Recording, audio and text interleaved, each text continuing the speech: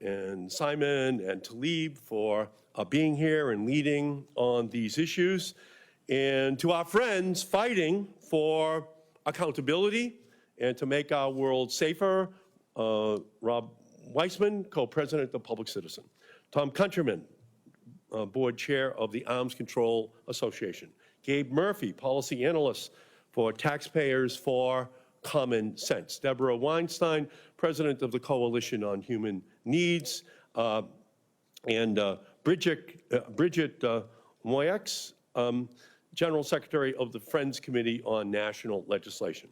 Today, Republicans are once again putting the Pentagon before the people.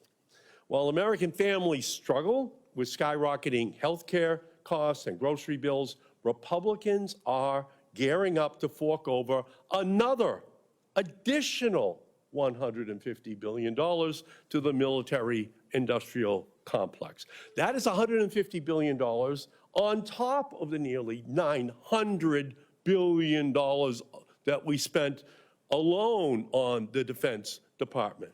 We already spend more on the military than the next 9 countries in the world combined.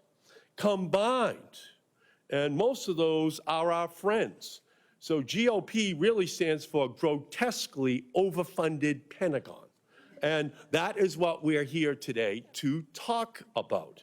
But what if we turn that formula upside down?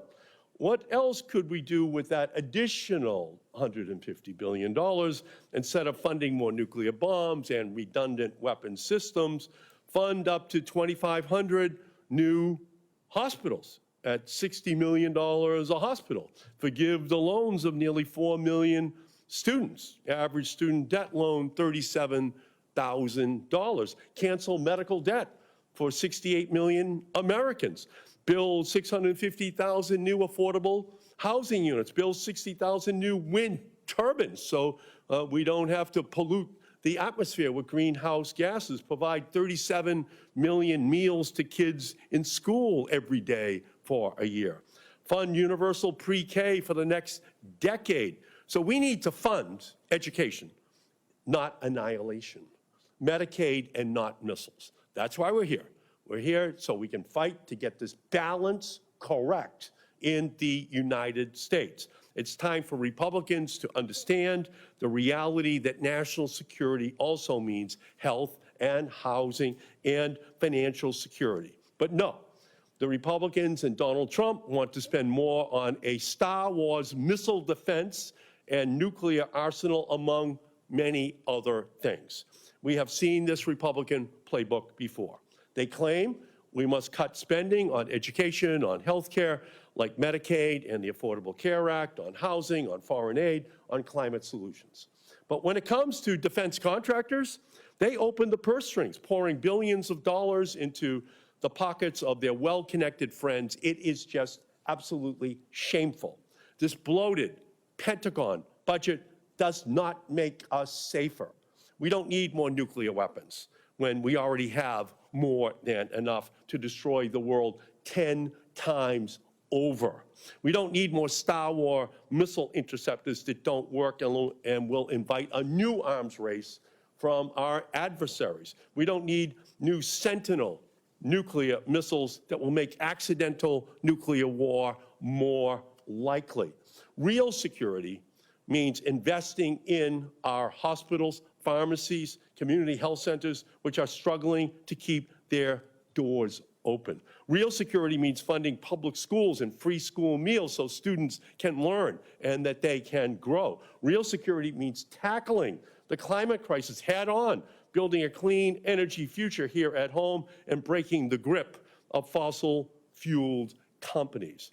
When Elon Musk and Doge target USAID, the Environmental Protection Agency, the Department of Education, Medicaid, and the Affordable Care Act, somehow or other, the Pentagon's budget goes completely unexamined.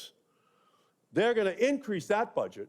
They're going to have tax breaks for billionaires and for millionaires, and they want to balance the budget at the same time. We know where they want to balance the budget. It's going to be in education and healthcare and environment, programs all across our society that provide real security for people in their homes where they live.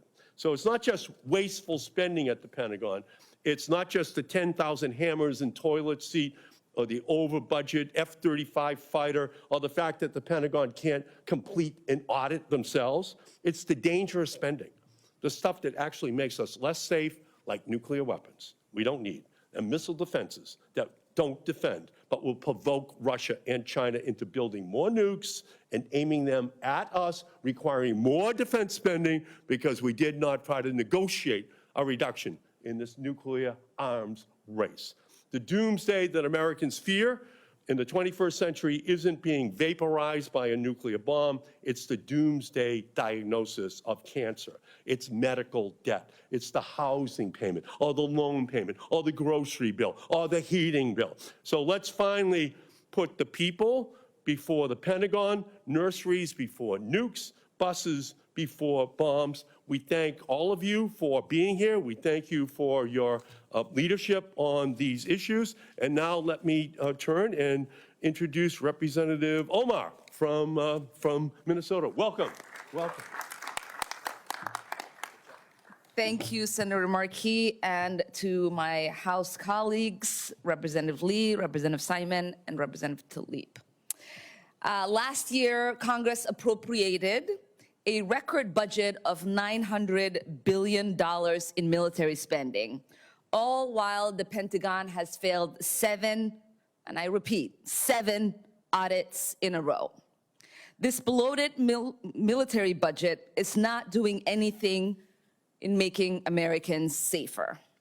Instead, it's continuing to fund endless wars, serve as a giveaway to massive arms dealers, and further harm our reputation around the world. While Trump just directed Musk and Doge to look into the Defense Department, let's not be fooled by the hollow claims that Musk is going to root out the waste in the Pentagon spending. Obviously, Ilhan and his lackeys at Doge are not fit for the job.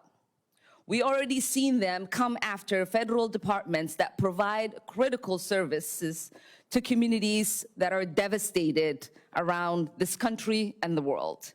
They started with USAID, gutting a program that provides humanitarian aid to nations around the globe for over 50 years. It is not surprising that a billionaire wants to take money away from the poor. They've been overreaching into our treasury, trying to gain access to America's most personal information. Not surprising that he might want to go after his competitors in grants. A few days ago, they began with their attempt to dismantle the Department of Education, the federal organization responsible for ensuring every child is set up for success with a quality education. On top of his track record, Elon Musk holds over $3 billion in defense contracts through his company, SpaceX. The serious conflict of interest ensures that there is no chance that Doge will take any meaningful action to mitigate the right-wing cultural war nonsense that Republicans have provisioned into the NDAA. Cut down on wasteful military contracts, or do anything to bring down the budget in a way that makes our country safer.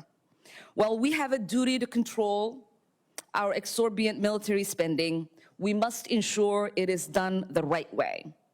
Elon Musk must take his hands off our federal government, and Congress must assert its rightful authority over the bloated Pentagon budget. And with that, I will invite Representative Simon from California.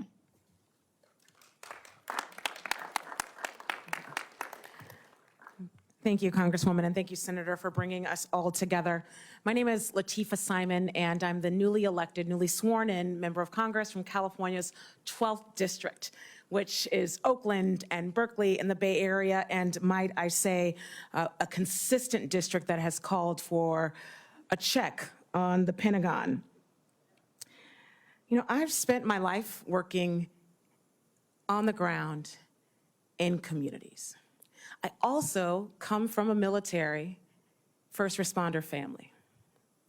There is no doubt in my mind that I believe that the Pentagon is a critically important institution within the diaspora of agencies within our federal government.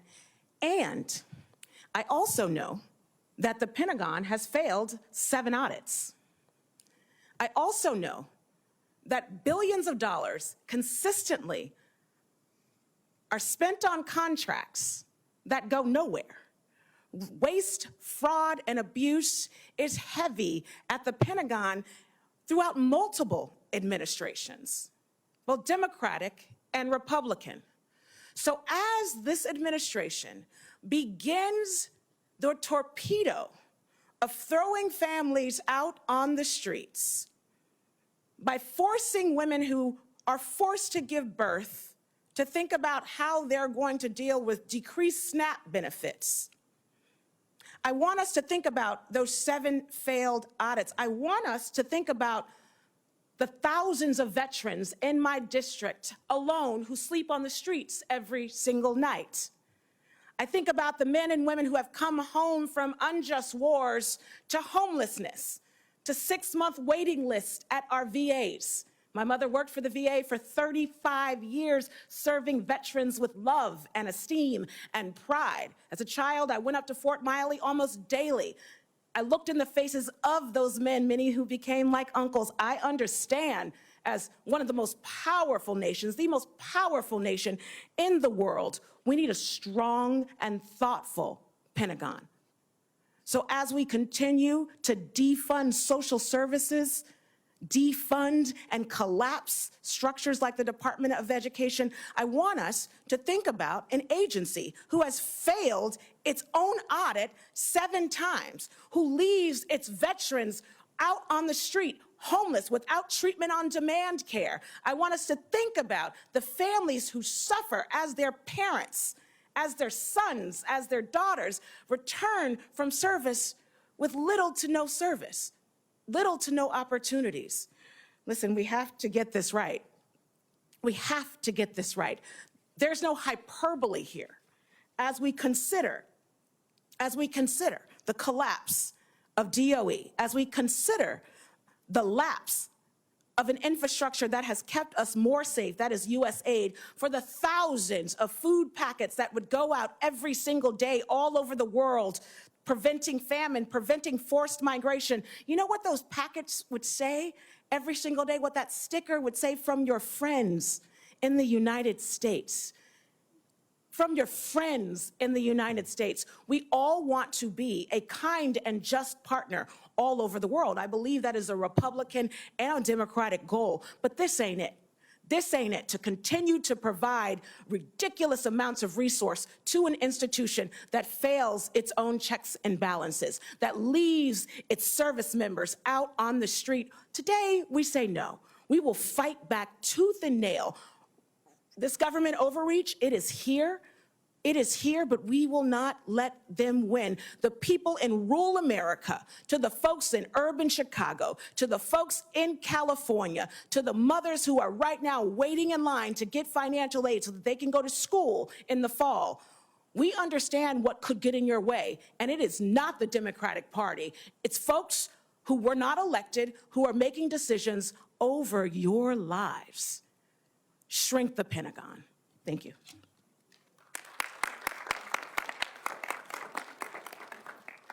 Thank you so much to my colleagues and, of course, the incredible leadership in the Senate for always continue to speak truth to power, as we say in Detroit, about what is going on right now in the federal government. We know that 60% of Americans across our country is living paycheck by paycheck. And it's hard, it's difficult for them to see all of this happening, but the price of eggs continue to rise. The price of groceries continue to rise. The crisis of childcare hasn't been addressed. The housing crisis keeps exacerbating. And again, none of the actions that you have been seeing as anything to do with reducing the cost on American people. They now seize control of Treasury, Department of Labor, Consumer Financial Protection Bureau, the place where I had to go to for my residence on mortgage fraud and what was happening with student loan and those loan servicers. I can tell you even medical debt and pushing back against those that were putting and piling on medical debt on people's credit.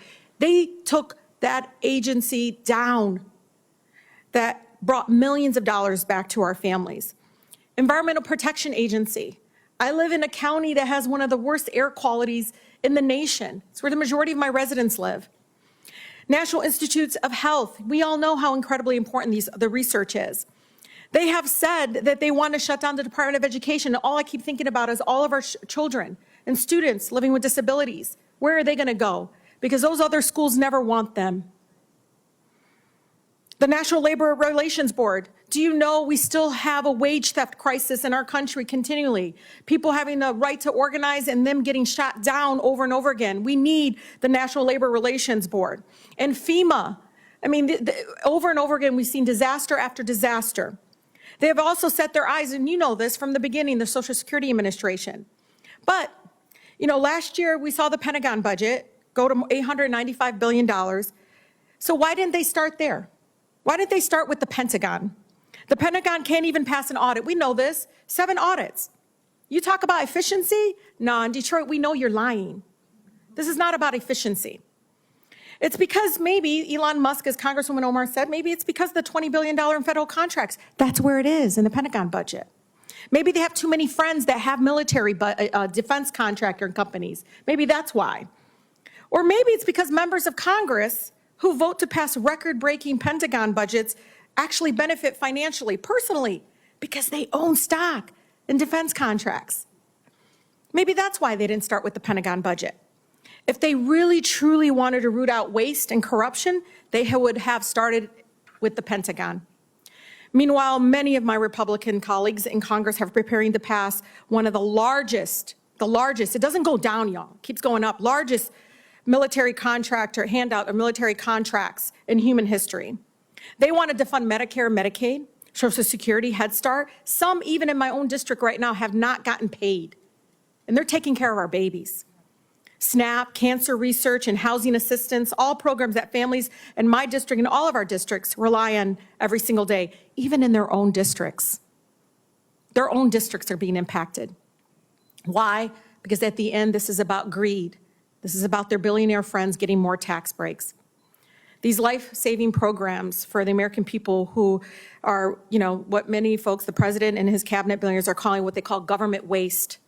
It's disgraceful. It's lies. We have a Pentagon budget that is approaching, again, $1 trillion. $1 trillion going to weapons and war. But when it comes to clean air and water, I can't get clean drinking water for children being poisoned right here in the United States. But we can fund bombs. Many of our families, again, when it comes to housing, childcare, and all of this, they just don't understand why they can't be put first. They keep wanting to shout onto the rooftop saying, why? Why do you continue not to care about our lives? While billionaires like Elon Musk, CEOs of Lockheed and Boeing will continue to enrich themselves with our tax dollars that could have been spent on feeding the hungry, getting clean water into schools, schools that have garbage bags over drinking fountains, Senator. Over drinking fountains, because our babies can't drink their water because of not only 1, lead, but 11 other contaminants. The childhood crisis is real, so many things, our broken healthcare system, and my colleague, Congresswoman Simon, says all the time, said today about veterans. I always remind people, if the Pentagon budget was really about our veterans, they would be taken care of. They would, it's not. So I'm sick of it, just like the American people are sick of it. It's one of the things that in my community, I don't care if you're Republican or Democrat, when I talk about the Pentagon budget, boy, does it bring the American people together. If our government has endless money for bombs, genocide, and death, they have money to make sure no child in our country goes hungry. Our elected officials are choosing to spend money on war instead of on their constituents and their residents. It's time. It's time that we fund and invest in life and stop funding death. The American people are sick. They're sick and tired of the Pentagon budget. They're sick and tired of endless wars. I really, again, appreciate the leadership and the courage to bring this to light. All of the families that have contacted my office, not one of them not one of them agrees with what is going on right now, even those that voted for him. That tells you that they're moving in this direction, but also it reminds us that we need to continue to be consistent no matter who is president when it comes to the Pentagon budget, no matter who it is. We got to continue to speak up. With that, I'm going to have Robert Wiseman, who's been doing an incredible job at Public Summer. Oh, I'm so sorry. I didn't, Summer. It's honestly, it's right after, don't you? Congresswoman Summer Lee.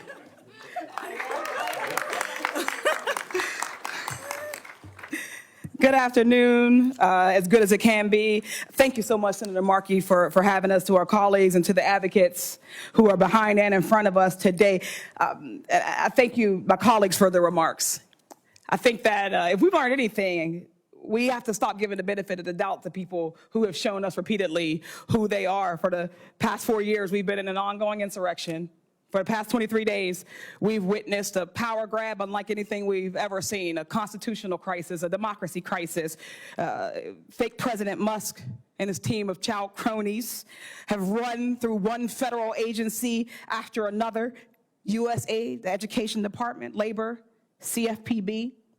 They're illegally accessing your taxpayer dollars and data, trying to withhold congressionally approved funds, and throwing the lives of our workers into chaos and uncertainty and danger. They're telling you this is about government efficiency, but all of these agencies combined make up just over 1% of the federal budget. This is just theater, masking the power grab, masking the grift and the con.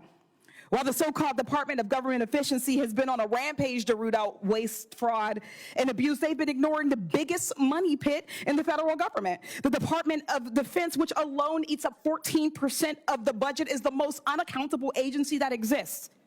The Pentagon literally loses track of trillions of dollars, trillions of its own dollars. It's just failed, as we've heard, we should say it 7 times. They failed 7 straight audits, and its own leaders have admitted that they don't think they're going to be able to pass one for at least the next 3 audits. If Musk and Trump actually cared about waste, fraud, and abuse, they start with the agency that for years now can't even find its own money. Instead, Republicans want to funnel $150 billion. You know, I'm sorry, I don't want to just say Republicans. The government wants to funnel $150 billion more of your tax dollars into the DOD. We know exactly what that money does.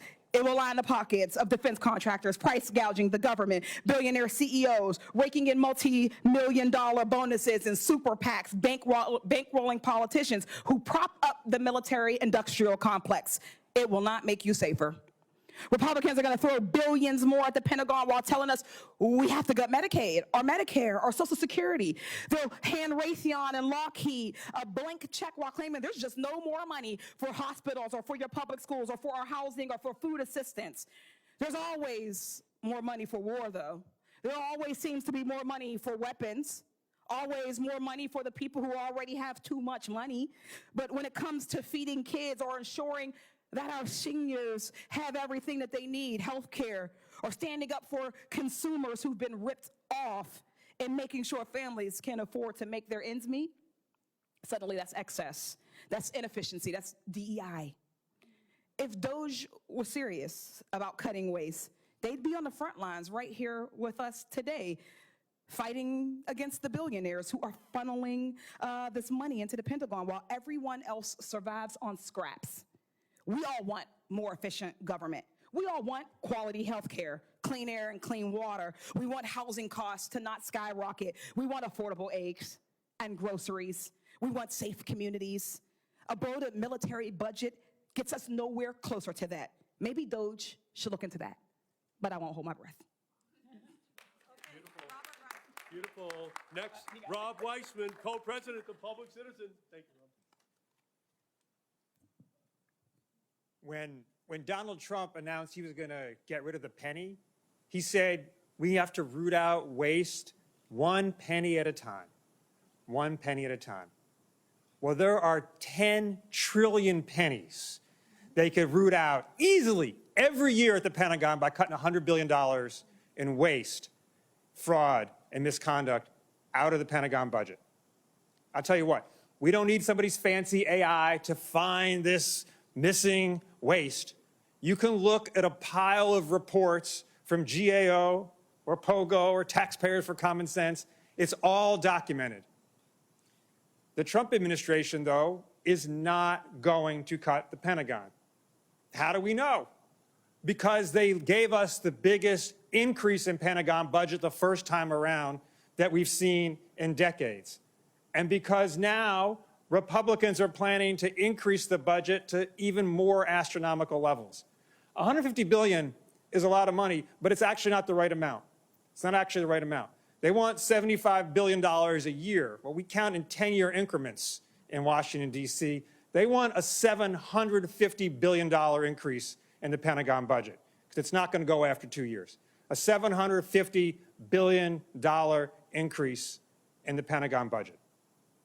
And it's always the case that the money for the Pentagon is coming from human needs, but this time it's going to come directly from human needs. They're going to justify this increased expenditure by cutting spending for Medicaid, for SNAP, for food stamps, for environmental protection, for education, on down the list. The money is coming directly out of human needs and going into the Pentagon budget. One thing about that Pentagon budget, we're going to discover a newfound commitment by the Trump administration and Republicans to equal opportunity when it comes to the Pentagon budget. You're wondering, right? Because equality is not a good word anymore. In fact, it gets you purged from websites. We're going to have equal spending for the traditional Pentagon contractors like Boeing and Lockheed, and for the newfound Pentagon contractors for Silicon Valley. That's the equality of the Trump administration. Okay, but here's the thing. Because the money and reconciliation, the budget process that's going to move this forward, is going to come directly out of human needs and into the Pentagon, there's no more confusing the American public about what's going on. There's no more confusing anybody that the money for Lockheed or Palantir is directly coming from Medicaid and food stamps. And with that clarity, it's not going to happen. It's not going to happen. With these leaders and with American people mobilized, this is not going to happen. This increase in Pentagon spending this time is not going to happen. Wow, beautiful job. Next, we're going to hear from Tom Countryman, Board Chair of the Arms Control Association. Thank you, sir. Let me first thank Senator Markey and the members of the House who at this critical moment stand up, speak up, refuse to shut up, and will not give up. The Arms Control Association agrees that the United States need defense forces adequate to meet actual challenges. But the emphasis on nuclear weapons as the ultimate guarantor of U.S. security and as the measure of U.S. defense strength creates a counterproductive effect. It makes it more likely that we will engage in a three-way nuclear arms race with Russia and China that exceeds in cost and danger anything we saw in the 1960s. And it makes it more likely that we will face a nuclear conflict in our lifetime. Now, before picking a number out of the air of $150 billion, it's valuable to look at the spending specifically on nuclear weapons that we are doing today to see what can be saved. We spend more than $60 billion a year on the nuclear weapons complex. That is far more than the U.S. AID budget that they are seeking to set to zero. The emphasis on nuclear strength and the abandonment of United States soft power will not advance either the security or the prosperity of American citizens. What are we already spending in the $2 trillion, $2 trillion over 30 years nuclear modernization program?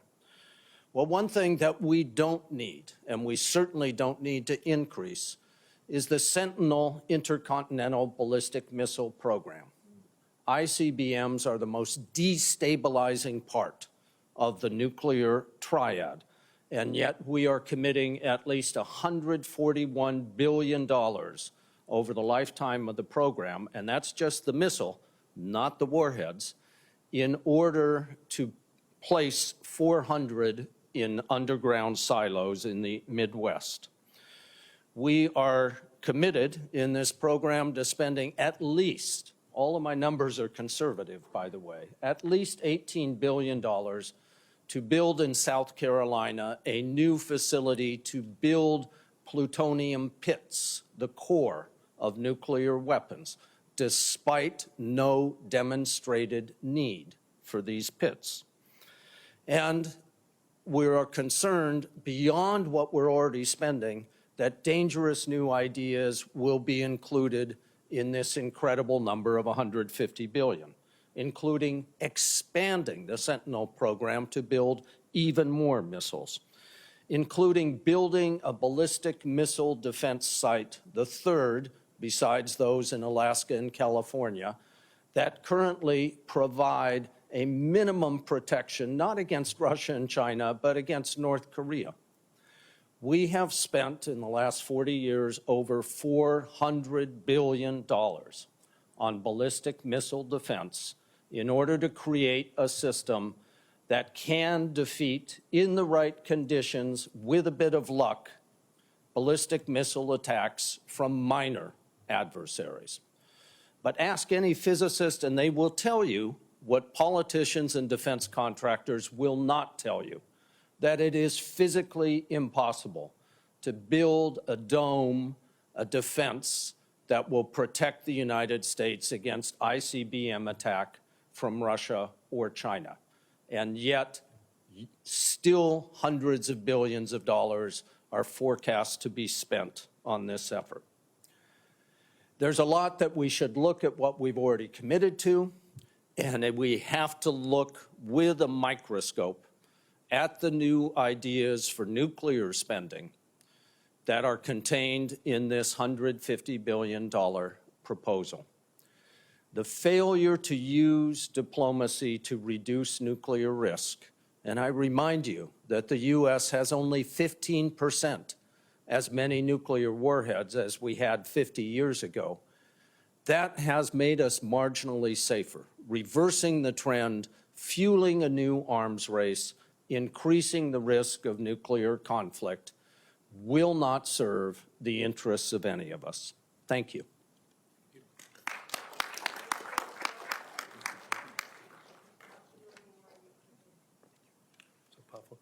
Next, we're going to hear from Gabe Murphy, analyst at Taxpayers for Common Sense.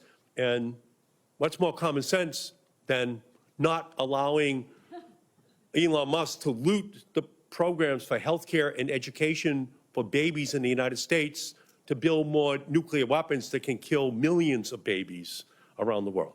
That makes no sense whatsoever. It's the wrong equation. I give you Gabe Murphy. Welcome.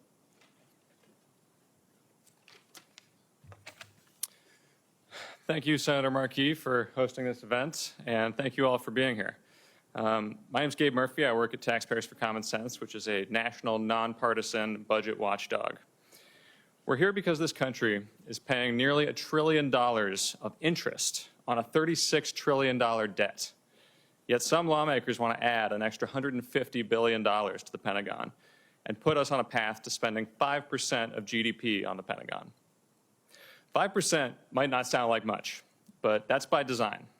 Looking at actual spending, 5% of GDP would mean spending an additional $500 billion a year. That's a 58% increase over what we spent just last year. To even begin to pay for this spending spree, its proponents are looking everywhere for cuts. Everywhere, of course, except the Pentagon budget. And that's not just a fiscal problem. Failing to cut outdated, unnecessary, and underperforming weapons systems is bad for national security. In practical terms, it means continuing to invest billions in systems like aircraft carriers that are increasingly vulnerable to hypersonic weapons, and the F-35 fighter, which costs $100 million apiece, but can only fly and perform all of its missions 30% of the time. It also means forcing our service members to continue operating those systems rather than applying their talents to strategies and platforms that make sense for the challenges we face today. Budgeting for our long-term security means making strategic investments in our priorities and strategic cuts to programs we no longer need. A $150 billion handout for Pentagon contractors with no plan for cuts fails that test. Congress should reject it. Thank you. Beautiful. Beautiful. And finally, from Bridget Moix, General Secretary of the Friends Committee on National Legislation. Bridget. Thank you so much. So the great thing about being the last of a great lineup of speakers is I could just say ditto. But I'm going to say a few words to summarize what we've already been hearing. Thank you, first of all, Senator Markey and all the members of Congress who were here speaking up on this important issue. That courage is what we need right now more than ever. I work with the Friends Committee on National Legislation. We're an 80-plus-year-old Quaker lobby. So we've seen a lot of budget proposals, a lot of budget processes over those 8 decades. But I have to say, I don't know that we have seen such a blatantly immoral, dangerously ineffective, or directly harmful budget proposal for our country as we are seeing in the proposals being put forward by Republican leadership and the administration right now. We have 2 mottos at FCNL: war is not the answer, and love thy neighbor, no exceptions. We think those would make a pretty good moral budget framework. But what we're seeing is the exact opposite.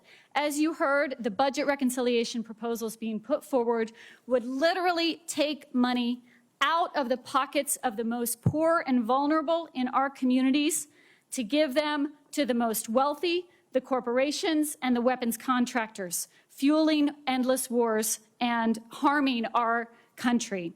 They will directly impact the most vulnerable, and we know that means also brown, black, indigenous communities, people with disabilities, rural communities will be feeling that harm the most. So let's just summarize. Immoral. We know that budgets are moral documents. I'm not a theologian, but I went to 12 years of Catholic school in the Midwest, a United Methodist college, and I've been a Quaker for about 30 years. And I can tell you that nowhere in Scripture or religious teachings of any tradition do I see a call to take money from the poor and give it to the rich, to the billionaires and the weapons contractors. I do not believe these are the teachings of Jesus, and yet many of the members of Congress putting these proposals forward claim to be Christian. So I'm asking them, could we reflect a bit more on the scriptures and the teachings of Jesus, who said that we should take care of the poor, feed the hungry, help the most vulnerable? Instead, they're proposing to take away food and health care that keeps our families safe and line the pockets of weapon contractors and billionaires.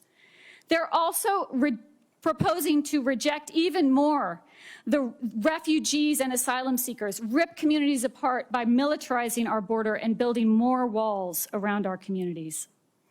You've already heard it's a nearly $1 trillion Pentagon budget that is unaccountable. Audits have failed again and again and will continue to fail. And about half of that budget, so we're talking about half of $1 trillion a year, goes to contractors, not to service members, not to our veterans. It's the weapons manufacturers and the corporate CEOs who are benefiting. It's their priorities over the people's priorities. So we are called to love our neighbors, no exceptions, to feed the hungry and help those in need. But these budget proposals are taking from the poor and giving to the rich, dividing our communities and fueling those 3 evils Martin Luther King taught us about: militarism, racism, and economic injustice. We need to reject these proposals because they are immoral and unjust. And guess what? They're also ineffective, and they're bad policies. You've already heard it. You know it. War is not working. Militarism does not make our world safer. The military budget's been growing every year, but our world is now experiencing more violent conflicts than we've seen since World War II. It's just not working. And despite the fact that the Pentagon cannot pass the audit, some members of Congress want to keep giving it money. You've heard about this. President Trump says they're going to investigate, but what will they really do? Mass deportations, militarizing our immigration system, and further rounding up asylum seekers is not going to address the challenges our country and world faces. These are not effective policies. What they will do is rip apart our communities, undermine our economy, and stoke more fear and division. These are ineffective programs, ineffective and taking money from 70 million people who have health care through Medicaid. That's 2 in every 5 births in this country. 40 million people who rely on SNAP to buy affordable groceries and put food on the table for their kids. The people's priorities are clear. We want housing, we want quality and affordable health care. We all want living wages. But these proposals are taking money away from those needs and giving them to the Pentagon and the billionaires. Finally, we know that these proposals will directly harm our families and communities. Poverty and economic hardship disproportionately affect those most vulnerable, and they will feel the brunt of these proposals. We've heard talk about how eliminating help for people who don't report a certain number of work hours will somehow promote employment. But these work requirements will only kick more people off the assistance and support that they need to get their lives up and running. The majority of the public does not support the proposals that are being put forward. And we need to support these members of Congress and many others who will be standing up to reject them. We know from experience that runaway military spending leads to runaway wars, endless wars that have taken the lives of too many soldiers and civilians and left our country entangled for years in crises that do not have military solutions. These proposals are immoral, ineffective, and harmful for our country and communities. So I want to thank you all for being here. I want to thank these members of Congress for standing up for what is right, what is just, what is effective, and what will make our country and our communities safer and more prosperous. Thank you. Thank you, Bridget, so much. So to summarize, Donald Trump and Elon Musk are seeking to loot Medicaid, the Affordable Care Act, the Clean Air and Clean Water, the educational programs for children across the country, to take hundreds of billions of dollars in order to give tax breaks to billionaires and millionaires, and to increase the number of nuclear weapons and defense spending in our country. It is a formula which will not win. We're going to take it to the people of the country, and we are going to have a battle on the floor of the House and Senate, and we will win because the people will back our position. Thank you all so much for coming. Much appreciated. Thank you all.